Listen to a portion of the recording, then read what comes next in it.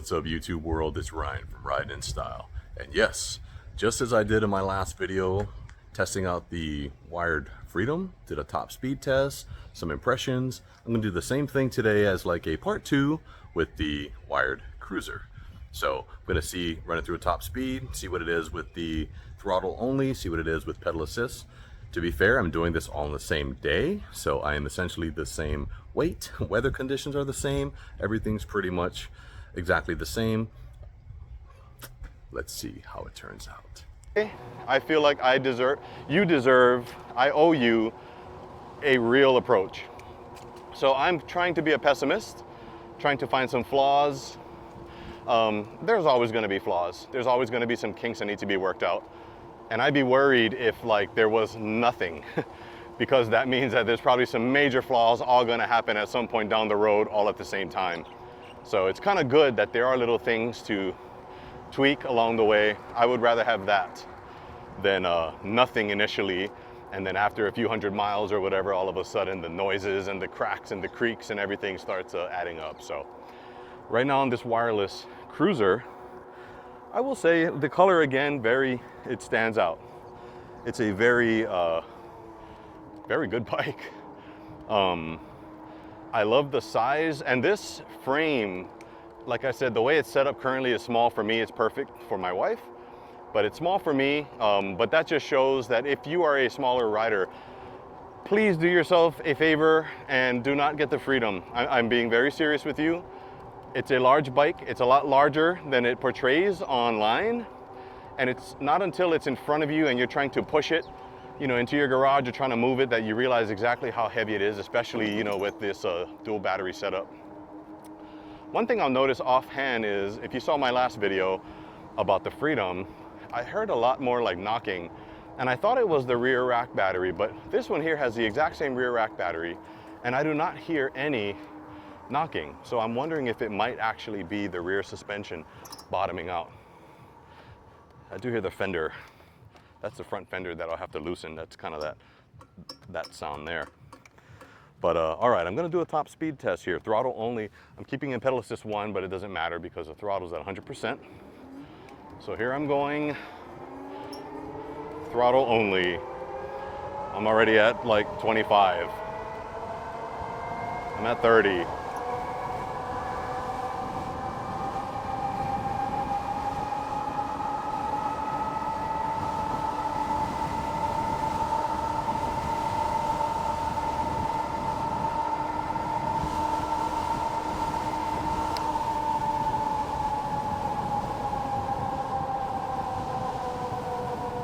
All right, just kind of running out of road over here. It did hit up 39. I mean, it was fluctuating between 38 and 39 going this way.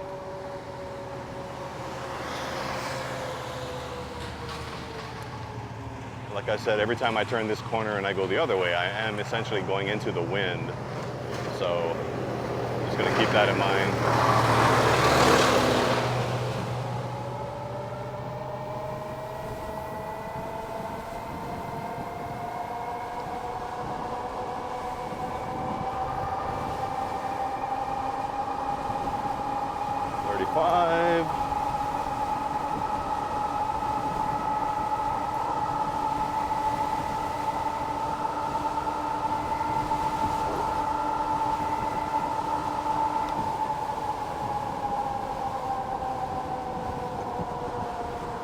About the same.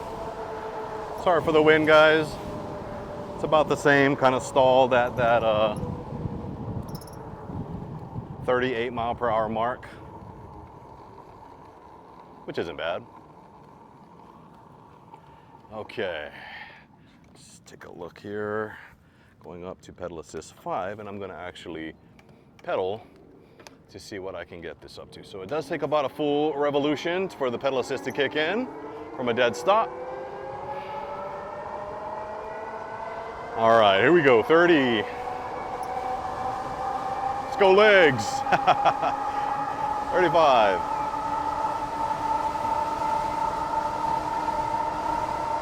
39, come on, 40. Where are you at, 40? There you are, 40.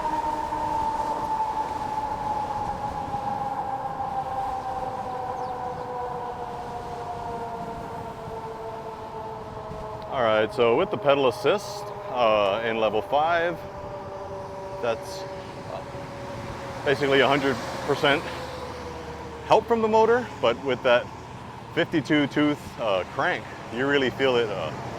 You really feel it like you don't ever ghost pedal.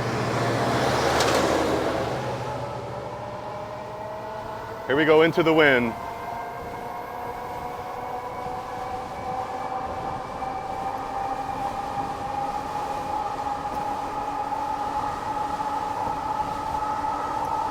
Oh yeah, come on, 38.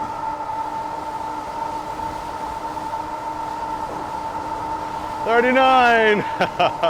I don't think I'm gonna hit 40 here.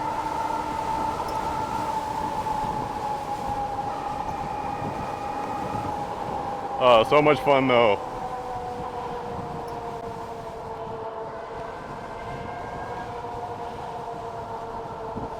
I'm just gonna bring it down to pedal assist 1. So much fun. I mean, I feel myself, like my inner child is screaming to come out and play. That is so awesome. And you get a decent exercise too. I mean, you know, these bikes are not light, they're heavy. So, well, it's about the same. I think maybe I've been able to hit maybe about 1 or 2 mile per hour faster on the Cruiser than with the Freedom. Not sure if that's based on me. Like, am I pedaling harder? Am I not? Is it the weight? Is it a weight difference? I don't know. But at the end of the day, the point I'm trying to show here is that you can actually get the exact same performance on either bike. So pick the frame that best suits you. Pick your frame, and then you'll get the performance while it's there. So